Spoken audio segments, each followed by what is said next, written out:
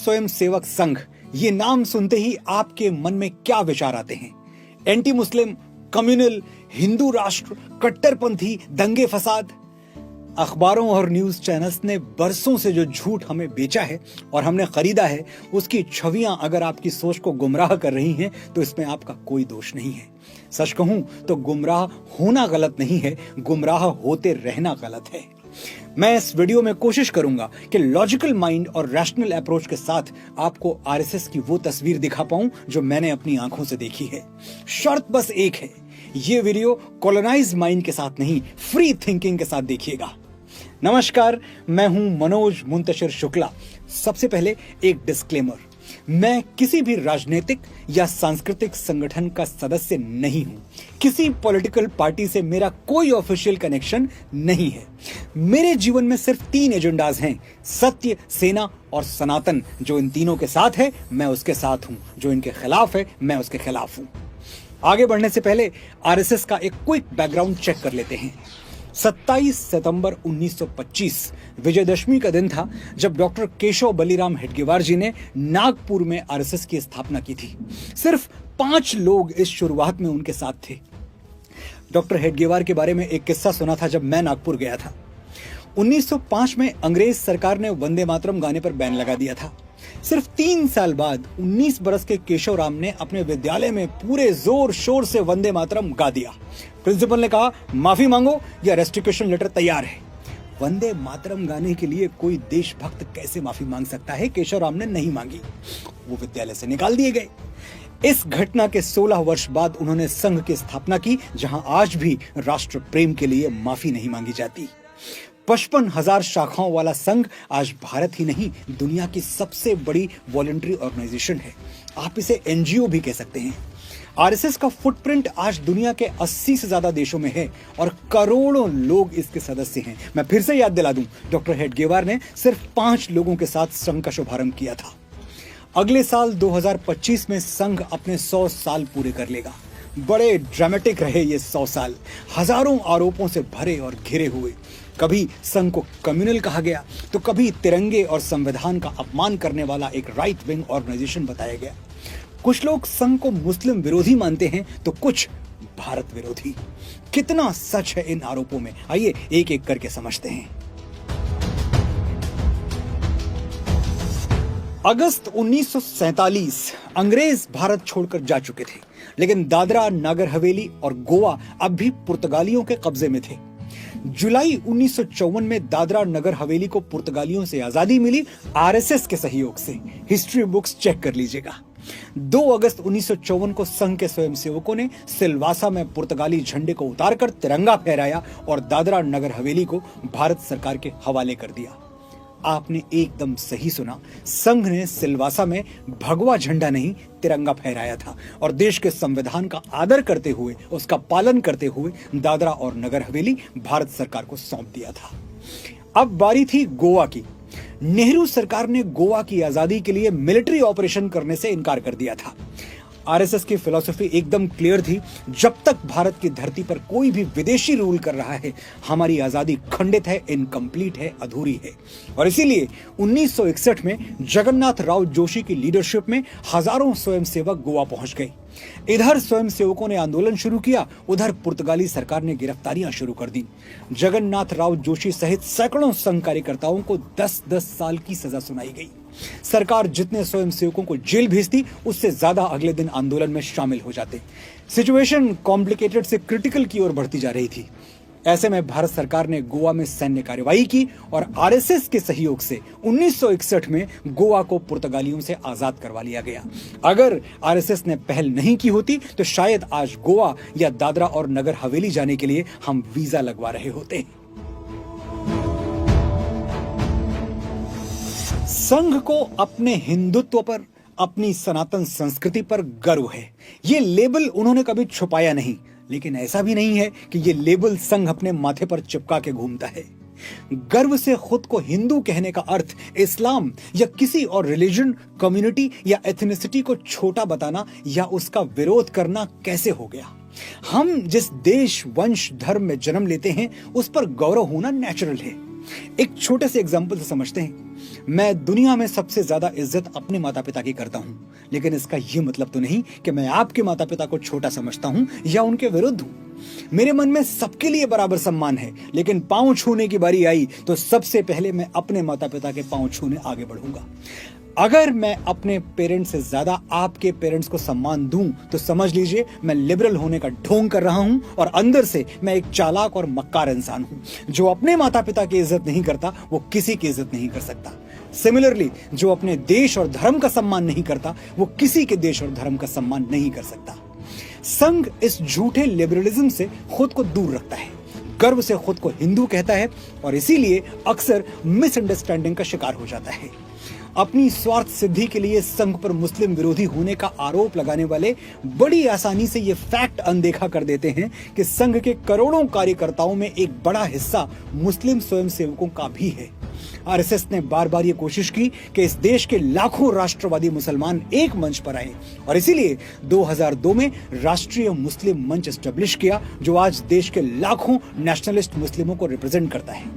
Sir संघ चालक आदरणीय श्री मोहन भागवत जी कई मौकों पर कह चुके हैं, मुसलमान भारत का एक अहम हिस्सा हैं और मुसलमानों के बिना भारत की कल्पना नहीं की जा सकती।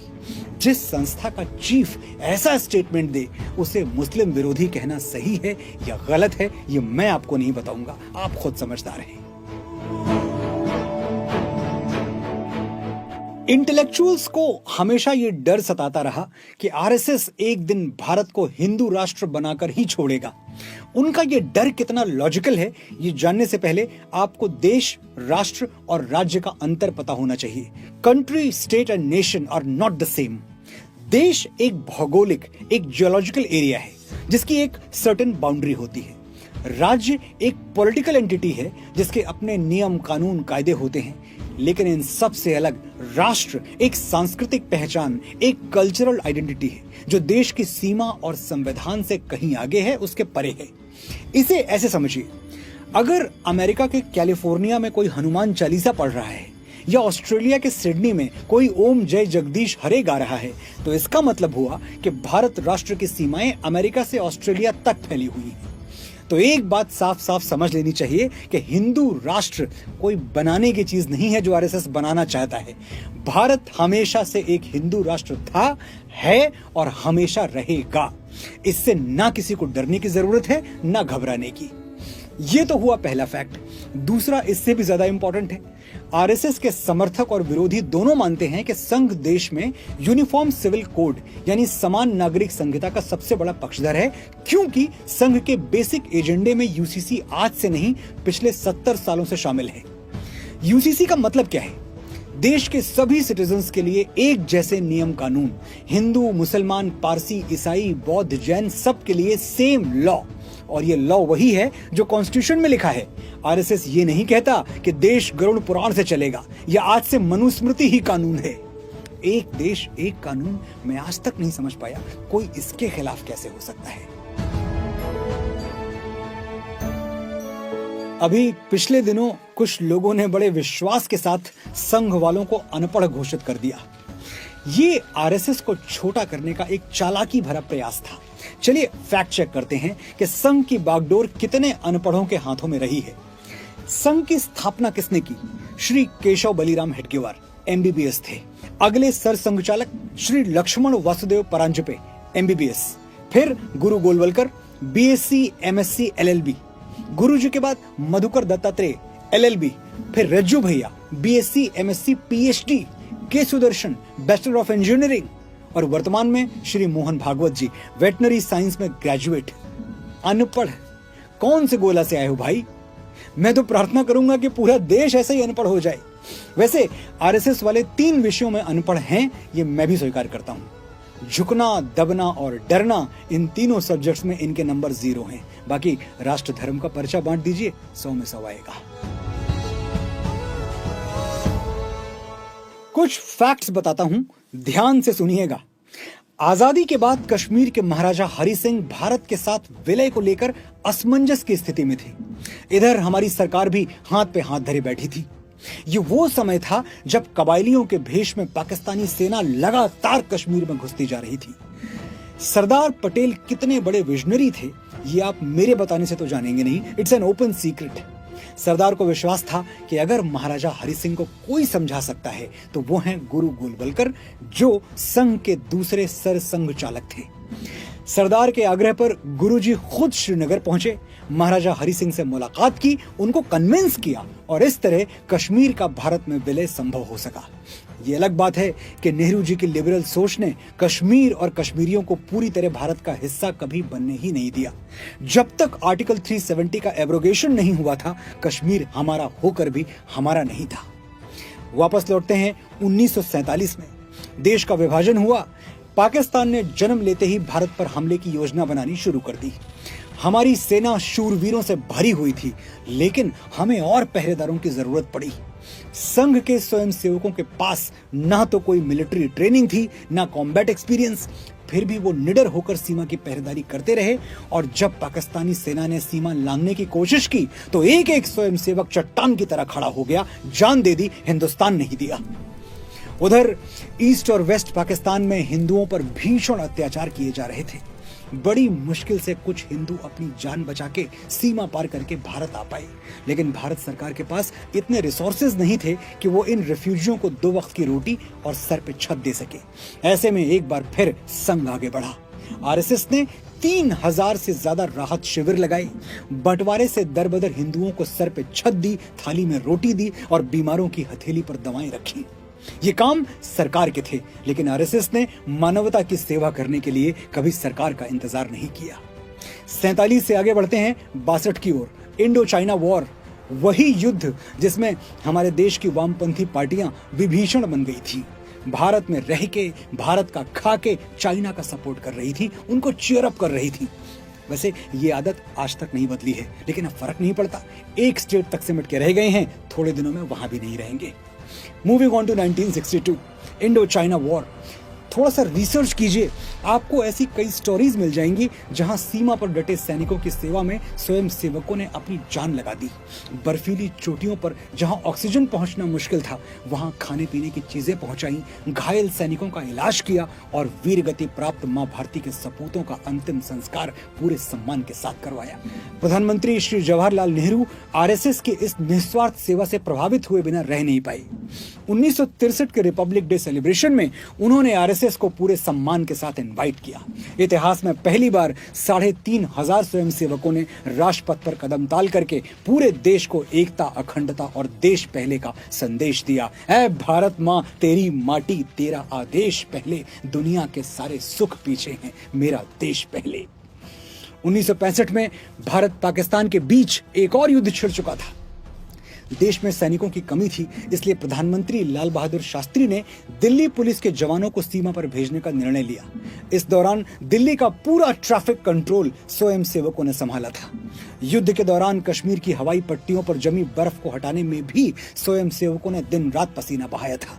परिणाम, शास्त्री जी के नेतृत्व में भारत एक बार फिर विजयी हुआ। 1984 प्रधानमंत्री श्रीमती इंदिरा गांधी जी की निर्मम हत्या हुई और इसके बाद पूरा भारत सिख विरोधी दंगों की आग में जलने लगा। 84 के दंगों में स्वयंसेवकों ने हमारे निर्दोष सिख भाइयों बहनों को अपने घरों में शरण देकर उनकी जान बचाई। इमरजेंसी के दिनों में डेमोक्रेसी को बचाने के लिए सड़कों पर आरएसएस उतरा। जमींदारी प्रथा को एबॉलिश करने के लिए आंदोलन आरएसएस ने किए। भारतीय सैनिकों के लिए ब्लड डोनेशन कैंप्स आरएसएस ने लगाए। Orissa cyclone, Bhopal gas tragedy, Uttarakhand की बाढ़, गुजरात, नेपाल, श्रीलंका, इंडोनेशिया में आए भीषण भूकंप, इन सब आपदाओं में रिलीफ और सेफ्टी मिशंस में सबसे आगे आरएसएस रहा। संघ की इन सेवाओं को राष्ट्र हित माना जाए या नकार दिया जाए, इसका फैसला मैं आपके विवेक पर छोड़ता हूं। लेकिन किसी भी निर्णय पर पहुंचने से पहले आरएसएस का बेसिक प्रिंसिपल जान लीजिए। जाति, पंथ, प्रांत या भाषा से बहुत दूर, राष्ट्र प्रथम। संघ का अभिमान, संघ की शक्ति कोई एक व्यक्ति नहीं, बल्कि हम 140 करोड़ भारतीय हैं। ध्यान रहे, 140 करोड़, सिर्फ 100 करोड़ नहीं। आपने बड़े धैर्य से सुना, बड़े ध्यान से सुना।